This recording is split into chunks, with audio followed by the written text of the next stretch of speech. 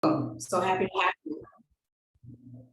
So welcome everyone. Thank you so much for joining us today. Good afternoon, everyone, and welcome to Transit Talk, RVA Rapid Transit's webinar series. We're very thankful and happy to have you here with us today. My name is Faith Walker. I'm the Executive Director for RVA Rapid Transit. And as many of you know, RVA Rapid Transit is a nonprofit. We're dedicated to advocating and educating for frequent and far-reaching public transportation throughout the Richmond region. And one of the ways that we want to focus those missions is we want to see buses go more places. We wanted to have people to have dignified places to wait with added bus shelters and benches. And we also want to make sure that we are elevating the rider's voice in decision-making and in planning. And so I want to go over some housekeeping today. I just want to let you know that we will be recording and we'll have the video up on our website shortly. And so for folks who couldn't make it today, they can watch again. But also to keep down background noise, please keep yourself on mute through the entire event. And then, but definitely add questions in the chat. Richard and Shatira will be monitoring that and we'll be happy to answer them. And then we'll draw from those during our Q&A session. And so today our topic is saving zero fare. And so I'm so excited that we had so many people join us today. But before we get right into that, I want to turn it over to Richard Hankins. He's our Programs and Communications Manager. And what he's going to be doing is giving us some regional transit news. Take it away, Richard.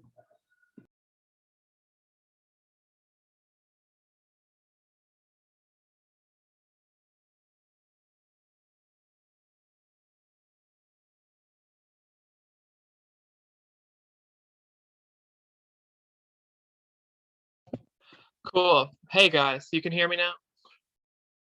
Awesome. So yeah, my name is Richard. I am the Programs and Communications Manager here at RVA Rapid Transit. And just to catch you guys up on the news, so there was a proposed gas tax holiday from the governor that would be really destructive towards transportation. Thanks to a consortium of different folks, that does appear to officially be dead. So that's a big win statewide for Virginia. So we're really happy to see that. And then since our last transit talk, Henrico has officially joined the board of GRTC. However, two jurisdictions cannot always just overpower the third. All three jurisdictions must agree for any resolutions to pass. So each of the board member has 9 people total, 3 from each locality, and 2 of the 3 from each locality must pass it.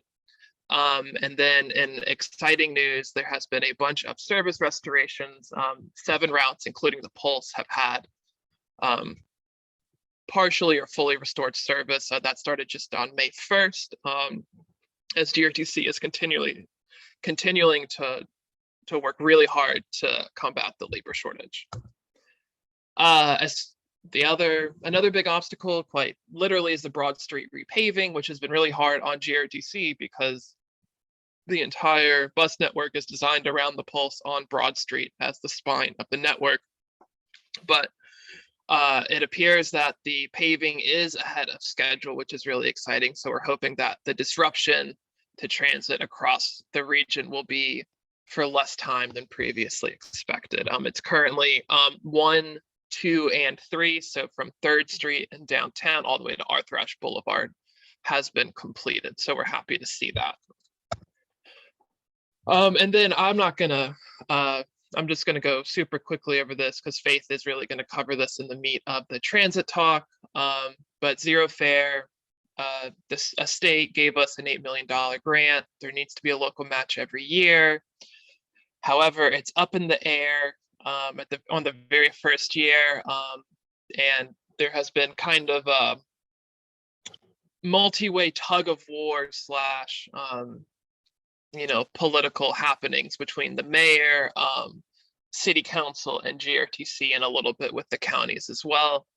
However, Faith is going to cover that in her presentation, so that's all I have.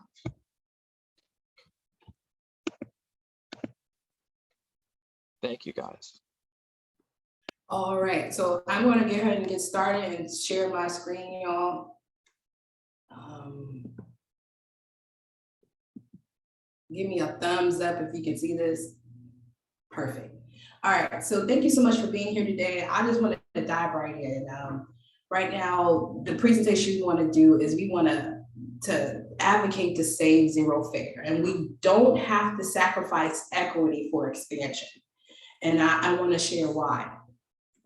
So I just want to focus on mobility is freedom. I mean, if you can look at Richmond maps today, our bus system right now, so it limits people's freedom. Routes that end on county lines and buses that run twice every hour. And most of those boundaries aren't visible, but because buses don't go to those places, it's there. One of the most limited freedoms Richmond has is the fare box. And if you want to liberate ourselves from car dependency, save our planet, and right the wrongs from the past, we must collaborate together to save zero fare. So you're on this call. It's a lot of you on the call. And what this is going to do is it's going to take massive collaboration. And just by you being on the call today, you're collaborating to make this happen. And I broke it down very simple. What is collaboration? The action of working with someone to produce something, to create something. And we're all here for many different reasons. Some of us are curious to see what's happening with zero fare. Some of us are skeptical. Some of us are bus riders. Some of us are advocates. Some of us want to help. And so what I wanted to do now is just establish some credibility.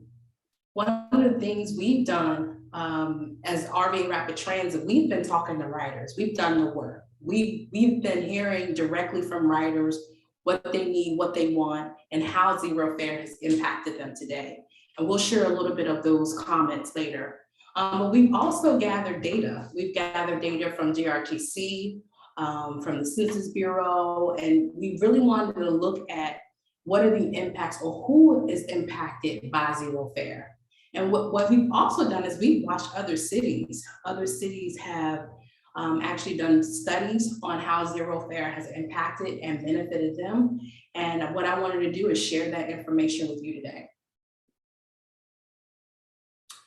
So what we're going to talk about. So I'll share with you who zero fare impacts, why this works for our region, and how it benefited other cities, and then how you can help. So who rides the bus?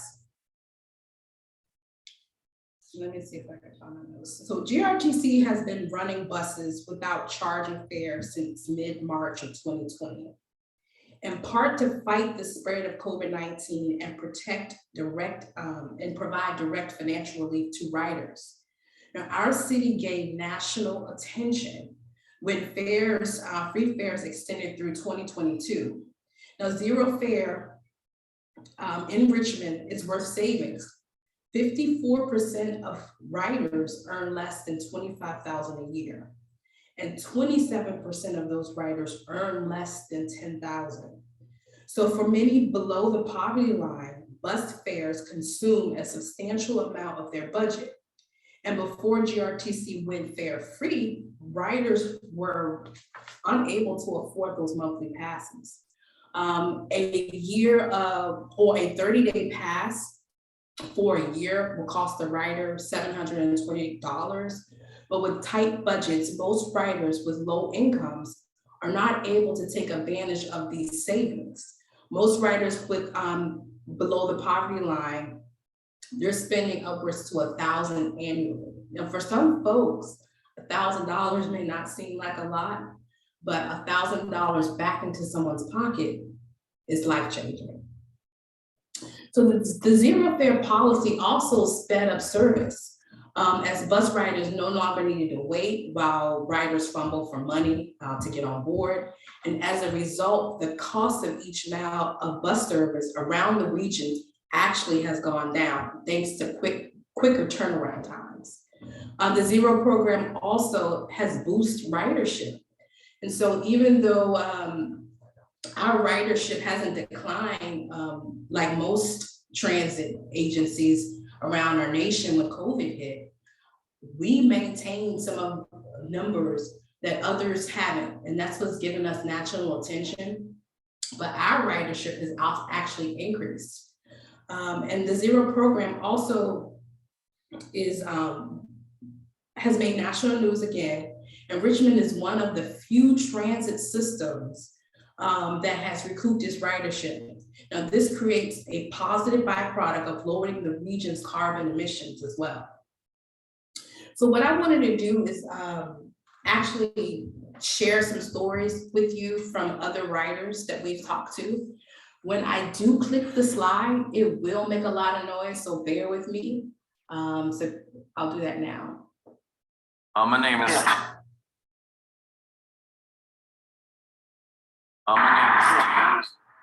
So if I could get your name. Sorry about that. All right, so let's hear from John. Yes, my name is John Buck, and I'm seeking just to change my life and get a partner. I take the service real good since the pandemic. Specifically, it's no charge because most of the time I ride bus like elderly people and handicapped people on the bus, and they show real good service, and we all on fixed income. I just want to add 24% of riders are 55 and up, are in the senior range. And let's hear from Terrence. 51% of the people who use public transportation in the Richmond region are using it to go to work. So we'll hear from Terrence right now. I take bus routes 1C, 1A, and 1B. And I like that it's free because at this time, I just started working, and really if it wasn't for it being free, I wouldn't really have a ride to work. I'll probably have to walk. So I mean, to me, that's one reason why I like the zero fare. And as many of you know, working an hourly job or even working period, sometimes it can take you 3 weeks to get your first paycheck. So it's definitely a challenge being able to afford public transportation or any form of transportation when you're starting a job. So zero fares is definitely a form of equity and boosting people's career. And let's hear from Keon. He's a young writer we met at the bus stop. Elle and myself from Chesapeake Climate Action Network did some canvassing over the summer. And this is one of the writers she spoke with.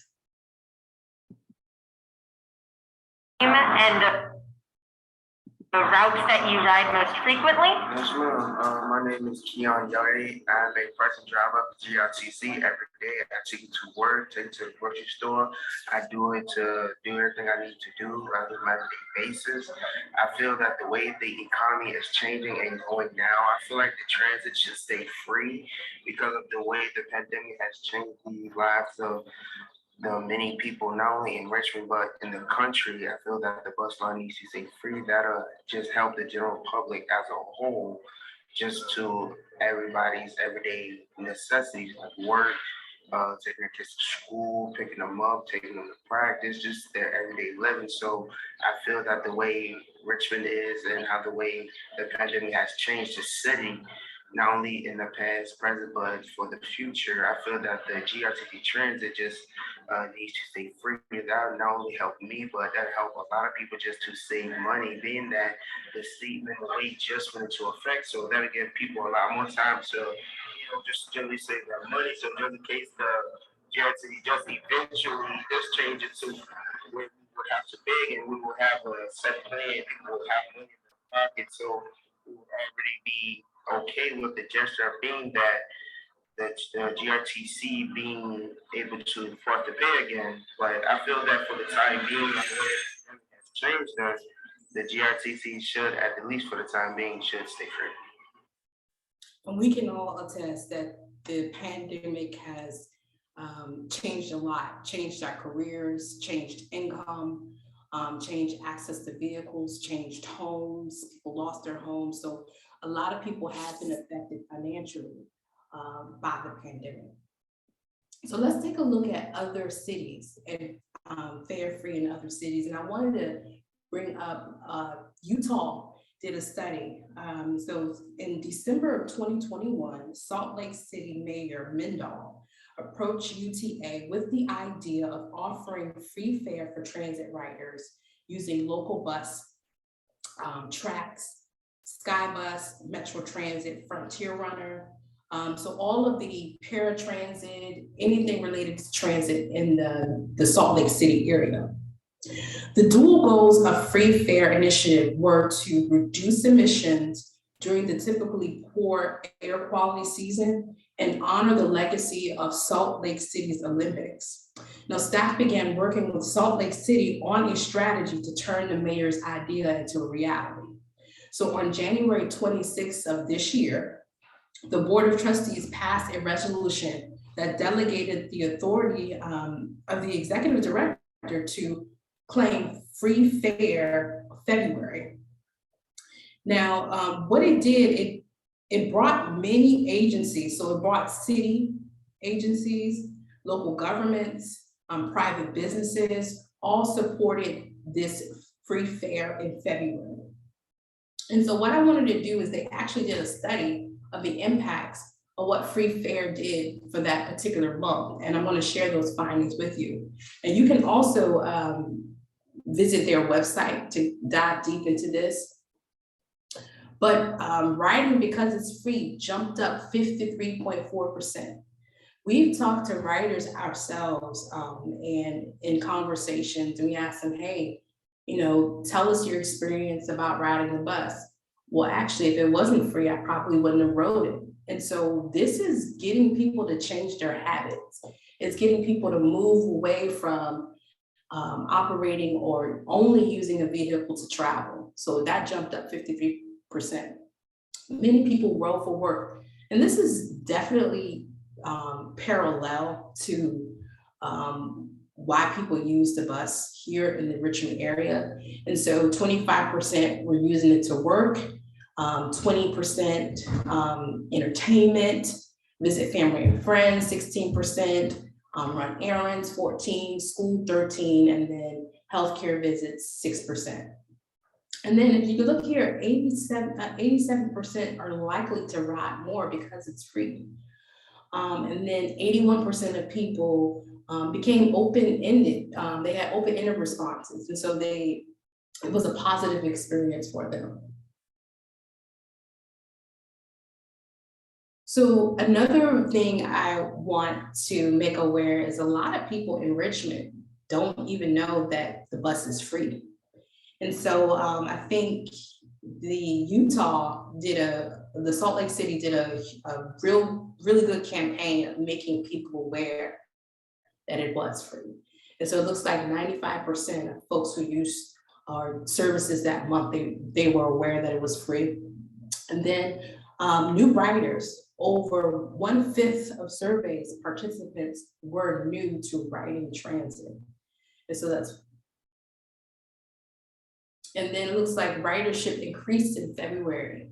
And so it's a percentage on weekdays. So it bumped up 16%, and on Saturdays, 58%, and then on Sundays, 32%. So a big increase on the weekend. And so where are we now? And Richard went over a little bit about where are we now. Let me get my notes right. Some people may argue that the money for zero fare would be better spent on expansion of service. And we think that this view is short-sighted. And one of the reasons is that we don't have to choose between these two goals. GRTC, again, is one of the only transit organizations that recouped its ridership post-pandemic. And because of GRTC's focus to provide higher frequencies in denser neighborhoods with lower incomes, Richmond Fare Free experiment was successful. And so we're fast forwarding now. Richard talked a little bit about the grant and what we need. And back in December of 2021, we celebrated. We heard that Richmonders were going to have access to public transportation through June 30th of 2025. and following the grant from the Richmond Department of Rail and Public Transportation. Now, during that time, a study will be conducted to determine how fare-free transportation impacts the city of Richmond. Now, we have an opportunity now to conduct our own survey with this study. Now, the grant for $8 million will be matched with local funds. Now, who has committed to this match? The city of Richmond has committed, VCU has committed, as well as GRTC.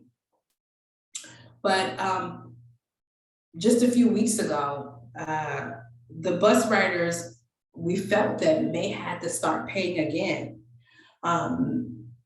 Mayor LeVar Stoney has said that in February, as long as I am mayor, riding the bus will be free.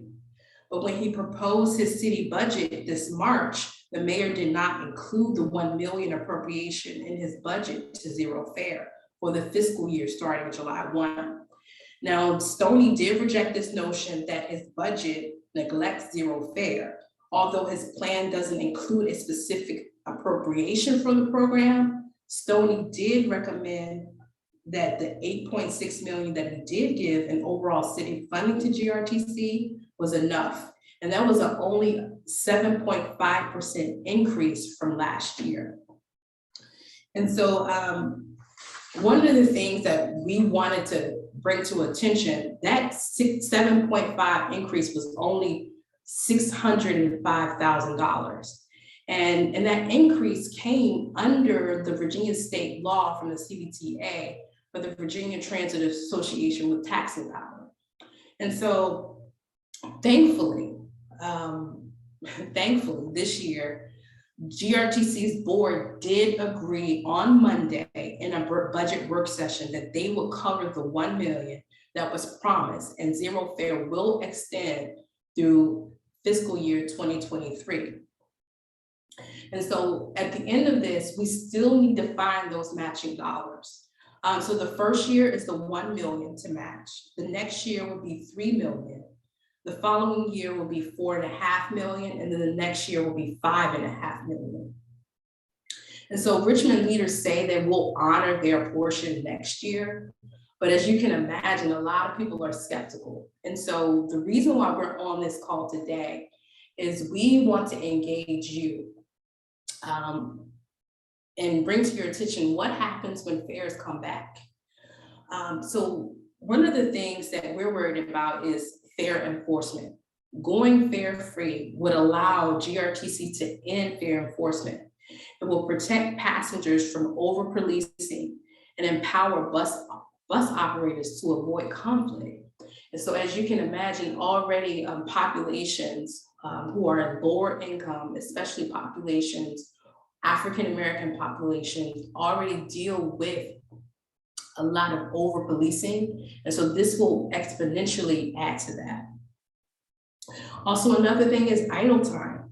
It will increase longer idle time. I don't know if you've used public transportation, you know that if you put a $10 bill in that bus, you do not get change back. And so one of the things you would have to find change, but you also fumble for change, and that will increase idle time. Also a strain on riders' budget.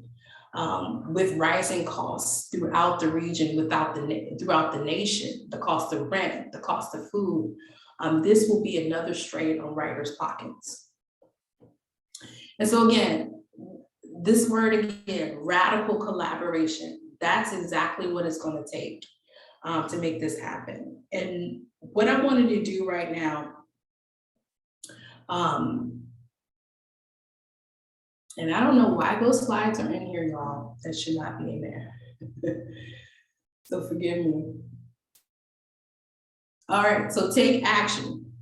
All right, and so one of the things that we're encouraging people to do with this collaboration is to help us. We need this word to be spread. And so what we're hoping to do is you can invite myself, Richard, Shatira to your organizations to share this information about what the impact of zero fare is.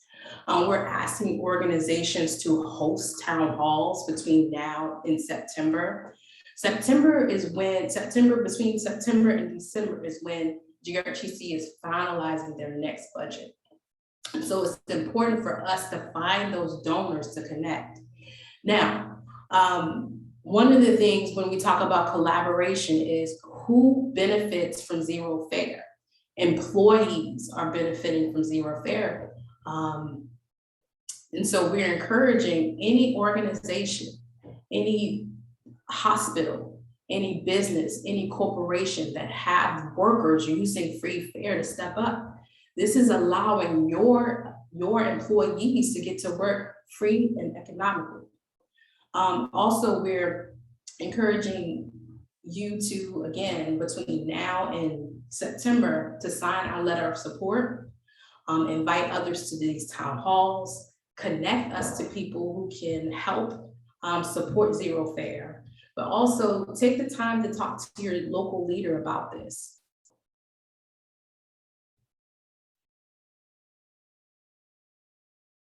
And so what I wanted to do now was just open it up for any conversation, any questions anyone might have about this topic. And what I will ask you to do is, if you would like to make a comment or ask a question, just to please raise your hand, and Shatira or Richard will make acknowledgement of that, or you can place it in the chat.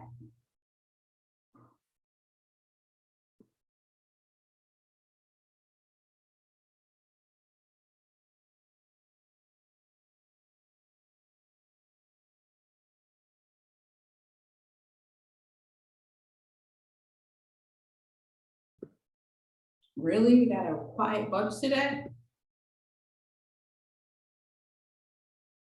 Anybody want to give a comment? We have Lee Williams. Go ahead, Lee.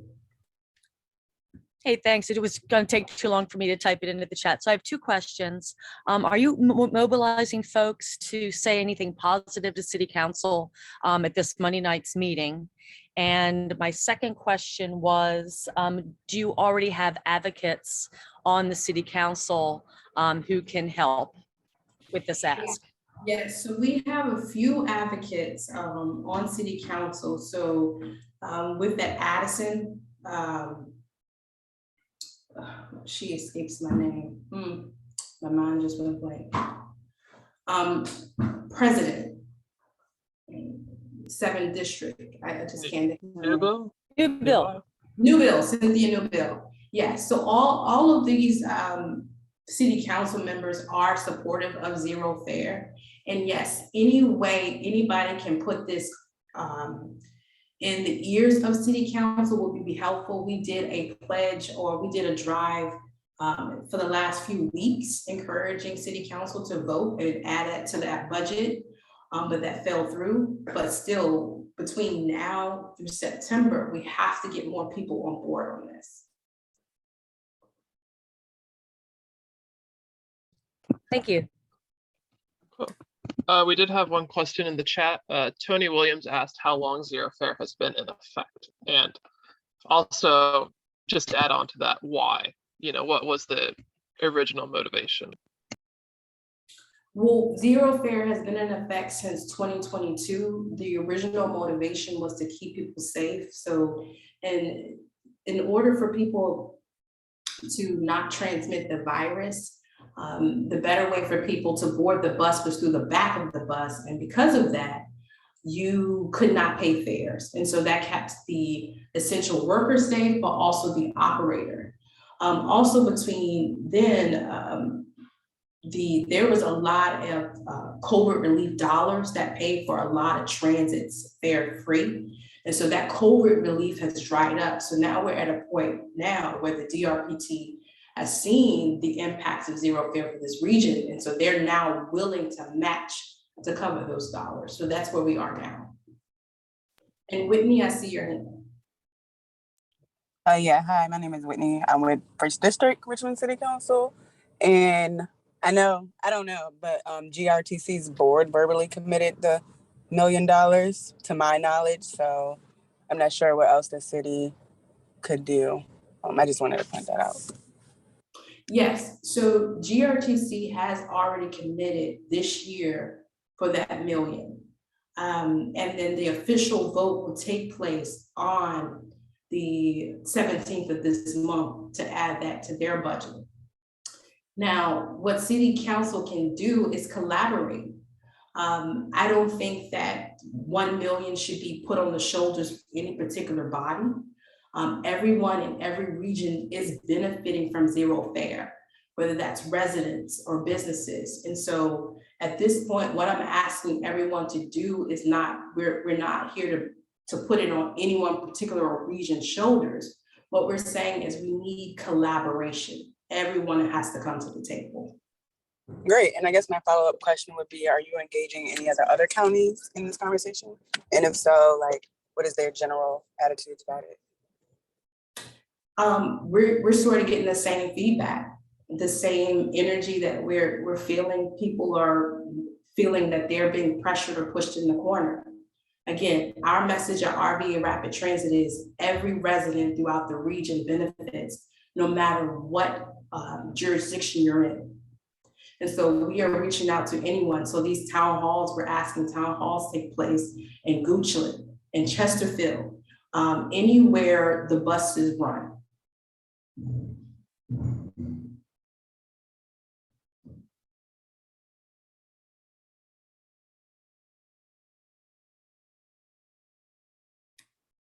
Anyone else? Anyone want to share any feedback on impact of zero fare has been for them?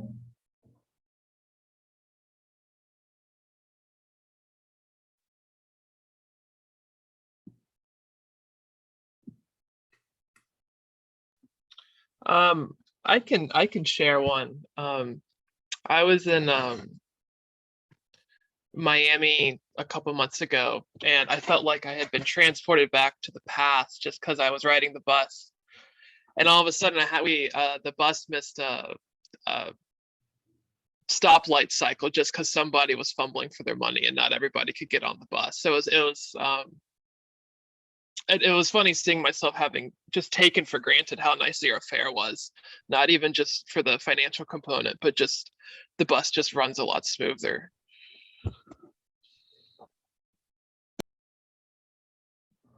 What are we losing this year because GRTC is having to find the 1 million for zero fare? That's a great question. And I don't know all the particular details of what's actually been lost. But because that wasn't allocated, because a pledge was made, GRTC did not expect to pull that from their own budget. And so that could be a number of things that has been lost. Lorna? Yeah, to your earlier point about how everyone benefits from this, I think it's a shame that we've lost touch with that sense of how much we all rely on essential workers that we had at the beginning of the pandemic. But at the same time, I think everyone sees the effect of labor shortages throughout the entire region, and including, the commercial areas that, people drive to. They're the people who fill those jobs, whether you're eating out or shopping or whatever it is. Those are the people you're depending on who depend on transit. So in a sense, we all depend on transit. And that message was kind of getting some traction early in COVID, but it's like already passed out of people's consciousness. So I think there are some really compelling talking points. One that really strikes me as well is who is paying the transit fares. You touched on that earlier as well. People think who maybe don't spend much time thinking about transit tend to think that it's fair for people to pay fares, no pun intended. But when you look at what you said earlier about the fact that the people with the least means are paying more for transit because they're paying cash fares, that's not fair at all, right? So anyway, I think the talking points are all in there. It would be great, to just continue the conversation so that more people can really get those equity issues across that make the argument for this funding to keep zero fare in place. Keep that conversation alive and help people understand that it's not as simple as people who use transit should pay for transit. Thank you, Lorna. Great point. Anyone else?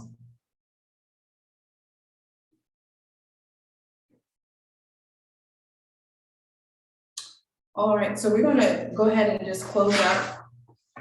I'll give you some time back into your day. Thank you so much for everyone who participated, gave comments, had questions. I definitely really appreciate you. So what I wanted to do now was also share some other ways that you can support RVA Rapid Transit. If you could pull up that slide, Richard. Yes, and then Suzanne has a question as well. Do we Okay. want to? Yeah, go ahead, Suzanne, with your question.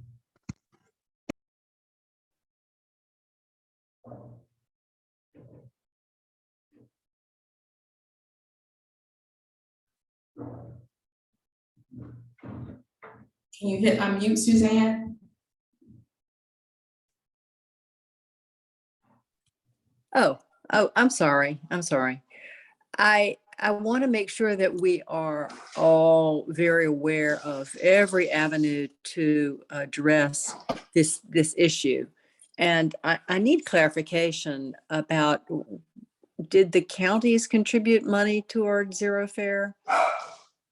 No. Okay. So we are having, the only person who pledged to keep zero fare or to pledge money was VCU and the city of Richmond. And so again, Chesterfield needs to step up, Henrico County needs to step up. And yes, so thank you for bringing that point. Then it sounds like this is very, very essential for businesses, for economic development in the city and the counties, to assure that workers can get to work. Absolutely. Absolutely. Thank you for making that point. Thank you. And so in closing, I invite you again to reach out to us in the event that you want to help us host any town halls in your area, whether that be in the city of Richmond, whether that be in Chesterfield or Henrico County. Also route the bus, support transit by using transit. We also have an opportunity for you to adopt the stop or sponsor bus stops. And then also share your story. So if zero fare has impacted you, or you know someone who is impacted, we'd love to have your story or share that. But also donate. Your support enables RVA Rapid Transit to educate and have more events just like this. And so with that, thank you so much for joining us for RVA Rapid Transit's Transit Talk. We appreciate you. Enjoy the rest of your day. Bye-bye.